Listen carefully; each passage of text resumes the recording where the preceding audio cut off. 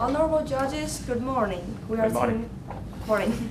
Okay, my name is Kate, and today our case is about Lenovo Group. As you all know, that Lenovo is now the currently largest PC maker in the world. And however, there's a fierce competition between, all those companies in the smart connected devices. And Lenovo also want to win such competition in this global segment. So how will Lenovo do to take strategy to win such competition? Our analysis will give you an answer. So our presentation will be divided into 4 parts. The first part is about industry analysis, which will be delivered by Jane. And the second part is about internal analysis, which will be delivered by Alice. And the third part is about Lenovo's attack and protect strategy, which will be delivered by Irina. And the final part, which is about its global brand strategy, which will be delivered by me. So please now give your warmest welcome to Jane. To know more about Lenovo, then we can give suggestion to it. We have to analyze the outside circumstances. We use the Porter 5 forces model. The first force is from consumer. As all of you have other consumer of smartphone, laptops, or PC, would you combine your effort to be a group to bargain with this company? Maybe your answer is no. So we conclude that the consumer's bargain power is quite weak. And then we come to the supplier part. The supplier always provide a shell of these smartphones. However, the core one is the systems like the Android system or iOS system, which is totally grabbed in the hand of this IT company. So the bargain power of supplier is also weak. Then we come to the next part, is from the substitute. Yes, substitute part. Our keyword is potential and risky. How can I put this? I think every CEO in this IT company really hate to think this, because whenever a new product you never imagined had released to these markets, your core product will be replaced and totally destroyed your company.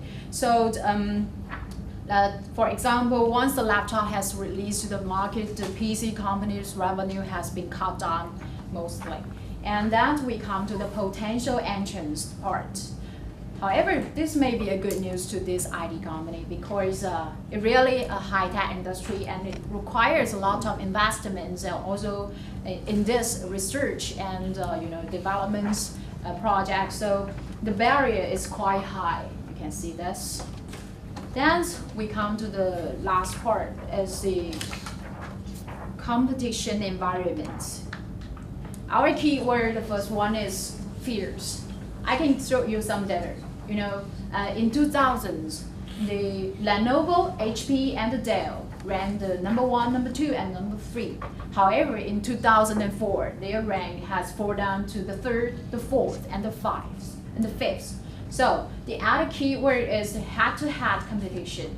How to say this? The Android and the iOS systems. The Android accounts for 70% of the smartphone industry, and the iOS accounts for 20% of this industry. And the competition are mostly happen between these 2 systems. So we finish analyzes the 5 forces. We can make conclusions with these.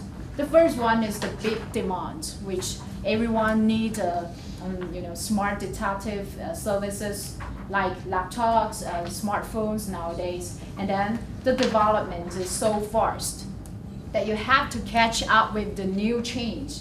And then we have the final one, the fierce competitions. Once you are a player in this industry, you have to keep fighting, because everyone wants to take place with you and be the number 1 of this industry.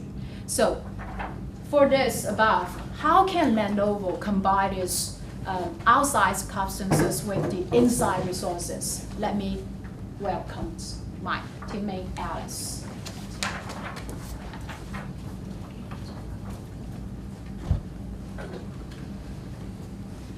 So after the external environment analysis, we have been coming to the internal analysis of Lenovo. Lenovo is listed in the Hong Kong Stock Exchange in 1994 and chooses international strategy in 2001. In 2004, it buys the IBM PC business and it proved to be a success later. In 2009, it chooses protect and attack strategy to win the competition. And in 2010, it launched its first smartphone product to the market. And in this year, we can focus on several figures. Totally, the Lenovo has a growth rate of 160%, and it has 30% of the whole market share in the total market. But unfortunately, the smartphone product business only contributes to the 10% of the whole total revenue. So we come into the second part.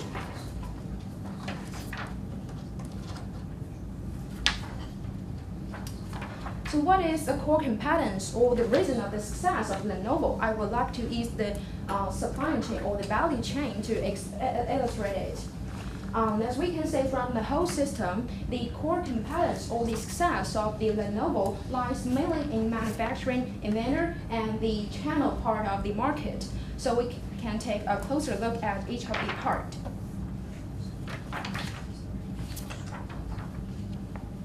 First, we have the manufacturer.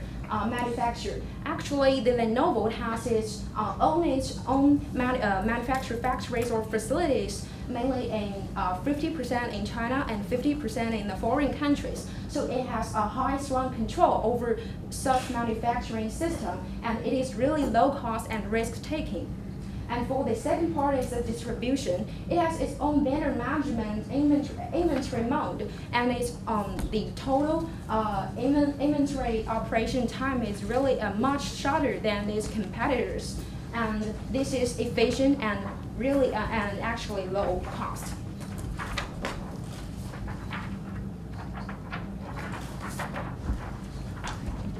That the core competence lies in Lenovo is its low cost in the supply chain management. And we have this logic below this chart. So because of the high need in the IT market, it calls for the high volume of the manufacturing or the distribution part of the company. And the high value leading to the low cost of the whole company. And the low cost, finally we've got the customization of the cost, of the skill.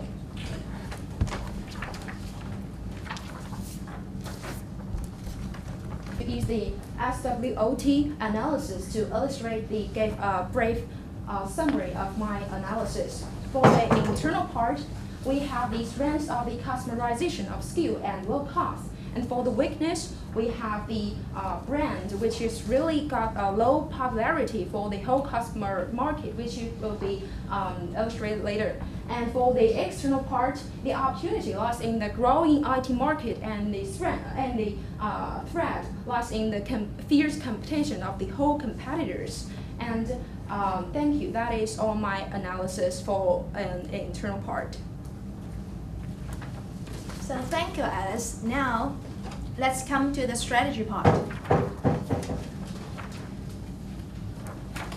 So, do you think that Lenovo is going to continue its protect and attack strategy? I think everyone has its answer. So now let's have a brief introduction about the pros and cons of this strategy.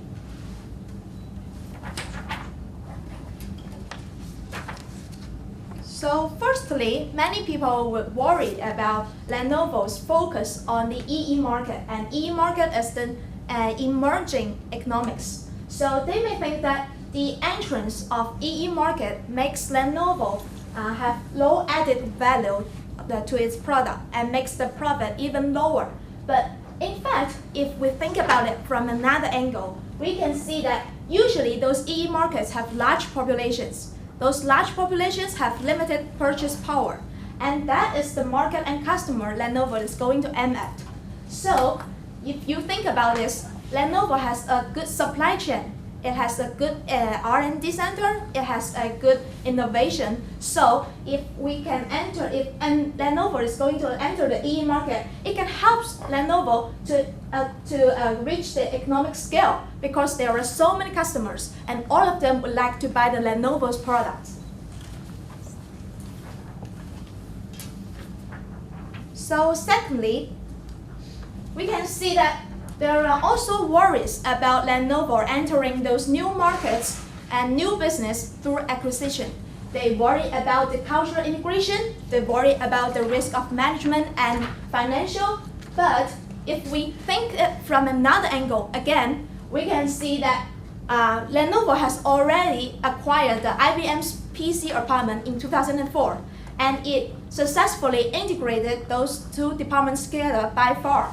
So we think that Lenovo actually has the ability and has the experience to combine these different cultures in the acquisition. And also, Lenovo is so experienced so that they can know how to control the risk in a certain degree. And so, on the other hand, if you think about this, the IT market is changing so fast. If you do not attack by yourself first, you are going to be attacked. So, if Lenovo is not trying to enter a new market, entering new business like the smartphones, it will facing more risk than it have ever before. So finally, I would like to have a conclusion. That is, we think that Lenovo should continue its protect and attack strategy. And we think that Lenovo don't have to be the innovator.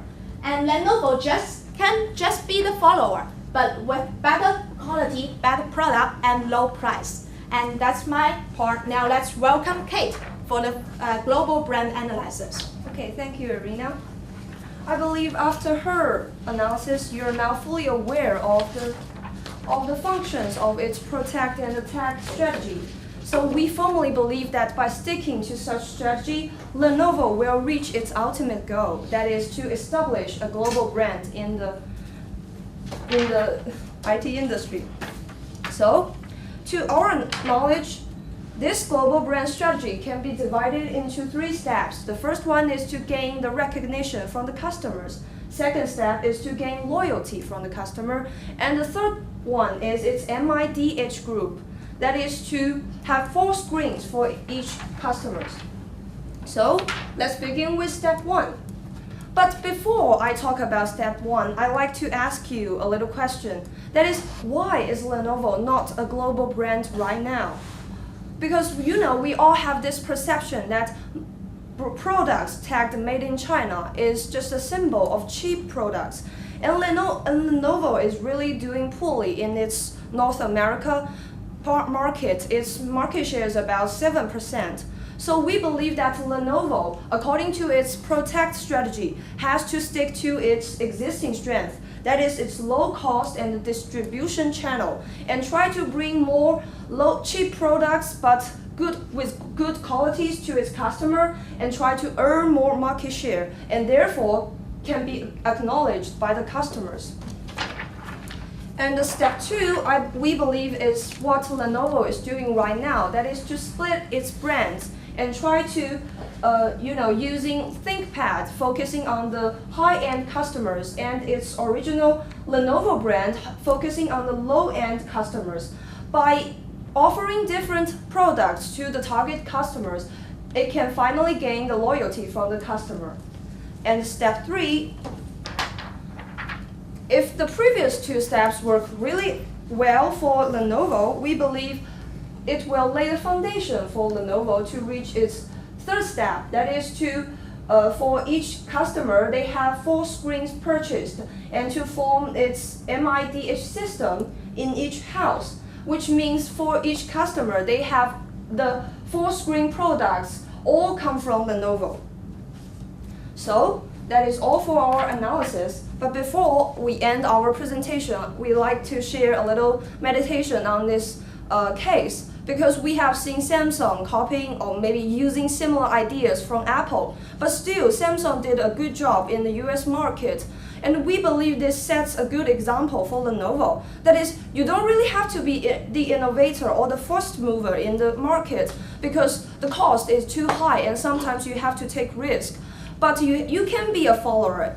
Being a follower is also an optional, but you have to make sure that you keep on your strengths and you have better products provided than those innovators, still you can do a good job. So as students coming from China, we really hope Lenovo a bright future in the long run. So that's all for our presentation. Thank you. So you're suggesting that they will continue their current strategy and then continue to be low cost. Now, China has been low cost, but the cost structure is also changing. So that low cost may not be very sustainable in the midterm. So how do you suggest them to keep making things low cost?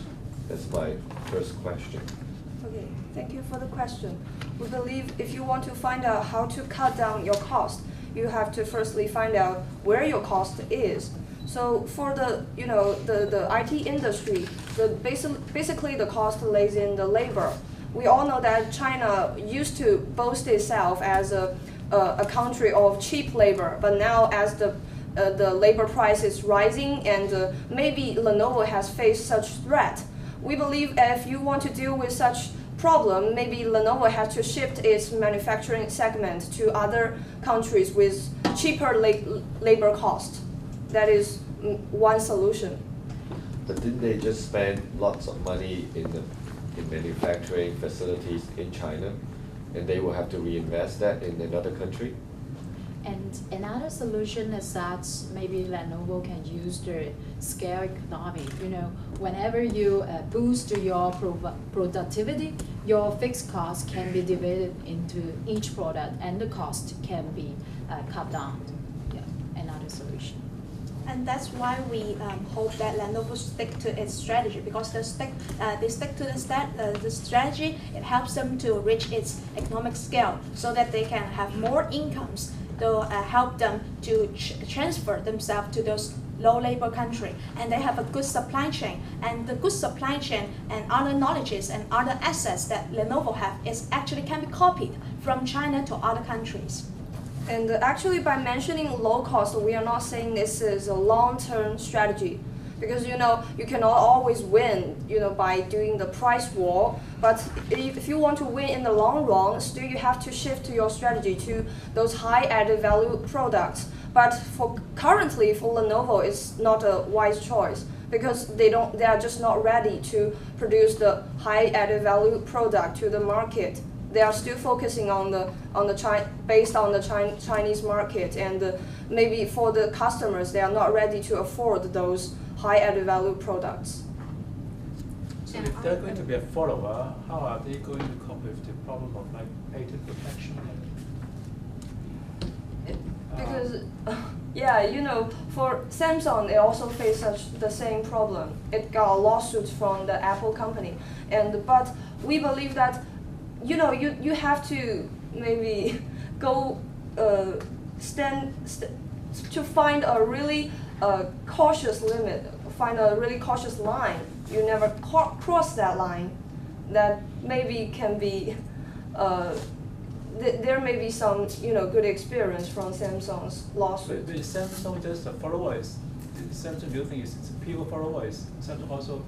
No, it's not pure follower. You have to also have your own innovation. Yeah. And we think that in the case of Apple and Samsung, we don't think that Apple sent Samsung to the court because want to beat Samsung through this lawsuit, but actually it's trying to drag down to make the Samsung's growth slower, because Apple is afraid. Because if you want to be the innovator, you can't just walk that fast. You innovate something needs a lot of time, and while you are innovating, followers like Samsung and other smartphone companies, they're following and they are coming up. So the lawsuit is actually, we think that it's actually a way to slow down the growth of other competitors. And with the development of this industry, like smartphones, the customers' demand will be diverse. So it's really reasonable for a follower's strategy that's maybe just do some innovation in these little places, and you can dominate a market, a specific market, to be the number one. I like that you spend the time articulating in terms of the protect and attack strategy of Lenovo, which has been successful for them. And certainly as part of your strategy auction, which you actually presented, is really become a fast follower. But Lenovo has been what they call a last mover strategy rather than a fast follower. So you're actually changing it to become a fast follower, which you actually supplement by saying you need innovation to be a fast follower. And Samsung is certainly an example of a fast follower. So I just want to know, from that perspective, how do you see Lenovo actually move from being a last mover strategy, because they're actually getting into the PC market when they're actually maturing, and now you actually want to change the organization to become a last mover, to become a fast follower. And what is the characteristic of this company, and what does it take to become a fast follower? I think that calls for the part of manufacturing and the distribution part, which is lies in the core competence in the total supply chain management. As soon as the first mover established its core competence or the innovation of one product, as soon as possible, that I think the fast mover could see the opportunity and using its core competence, like the low cost of manufacturing and distribution logistics systems to support this innovation idea and focus more on the distribution and channel to the customer and to distribute this product to the Chinese more customers. And I would also like to add some point in the Chinese market that it was reported that the total market is declining recently, but that is because we didn't pay much attention to the tier 4 to 6 cities in Chinese market, because this part of the market is really large, because some people which is in the low living standard, they really didn't care much about whether your product is innovative or not. They just care about the price, and this kind of growth of the customers is really something that to grab. And to be a global player, you don't have to always aiming at those people who rich. You're actually trying to aim at those people in the middle class, or even that can't afford expensive cell phones. So we think that Lenovo can do this, so that they can, separate from the focus point, separate the focus point from Apple and Samsung, and to build its own new market. Yeah. Can you show us again your SWOT analysis? Yeah. Okay.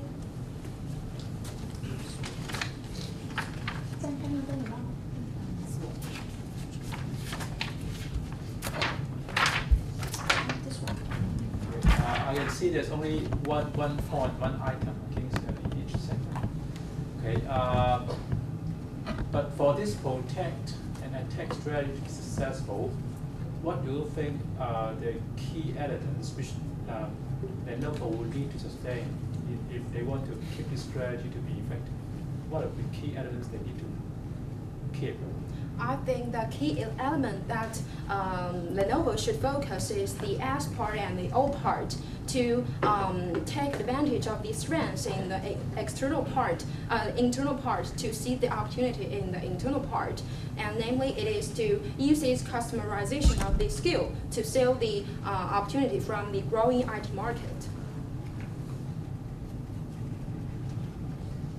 So what you're saying is that as long as the bottom remains, then protect and attack strategy will be successful. You mean that the product and attack strategy lies in?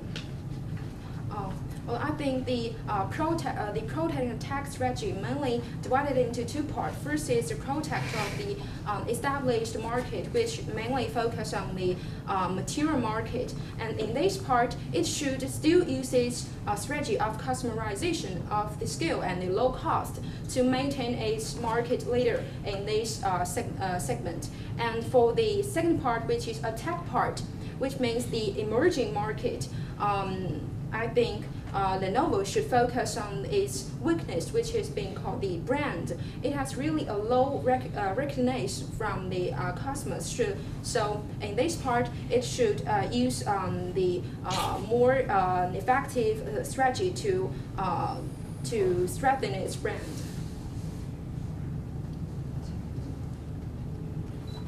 If you are to say, let's keep things as is, follow the same strategy, then I would expect from your presentation a little more detail on what that means, right? Something more concrete. What is existing strategy?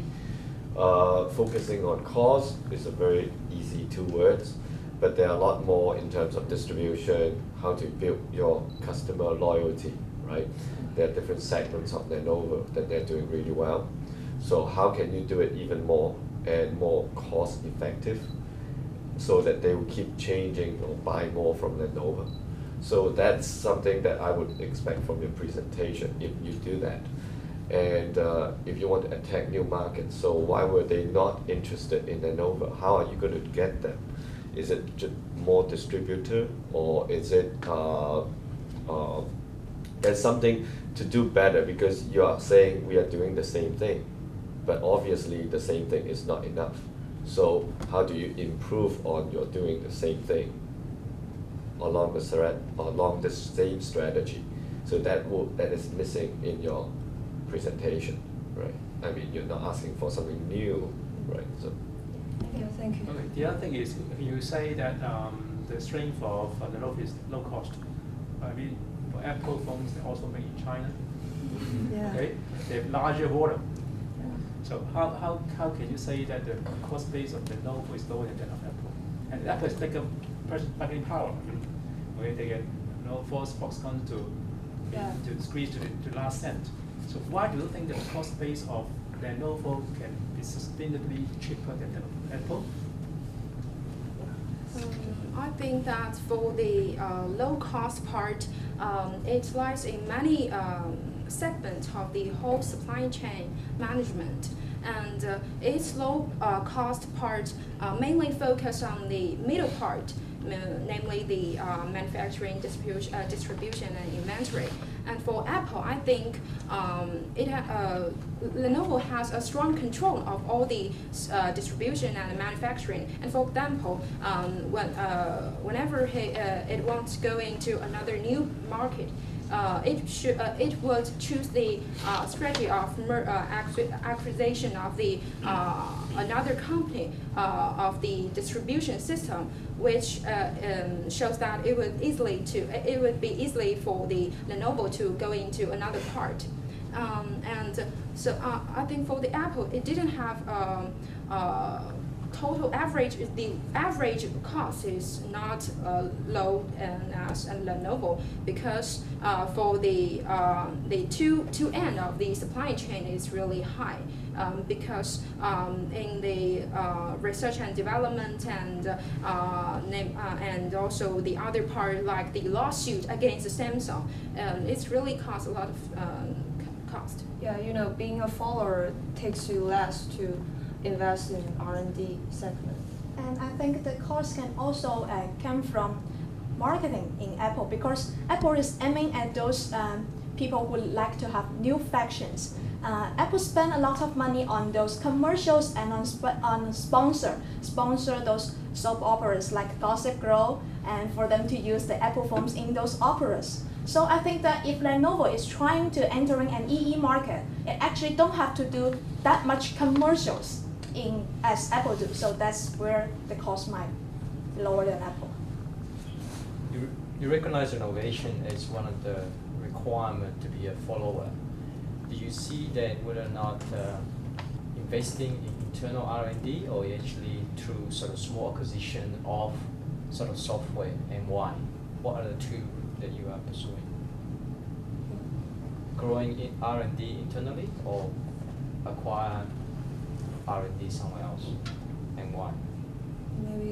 Maybe you could use both, because it depends. When you have to make a trade-off between these two ways, and we can see from the case that Lenovo is a really company likes to acquire those companies. Maybe sometimes it's good for them to acquire R&D because they don't have that time, or don't have to put that much time or money into developing a successive process of R&D segment. But And we think that actually they can do it both, because if you are trying to do the R&D internal, that can save a lot of costs. Like Apple is actually selling the same iPhone all over the world. But if you are trying to purchase an R&D from other small companies, then you can do more on the multi-domestic. You can be adjusted to the local customers' needs. And R&D can also, invest in some little place, just a little place, maybe the shape of this smartphone, Yes. the screen or the Thank shell. you. Thank you, team. Okay, thank you. It's now Thank thumbs you. up, okay? Thank you. Thank you. Thank you.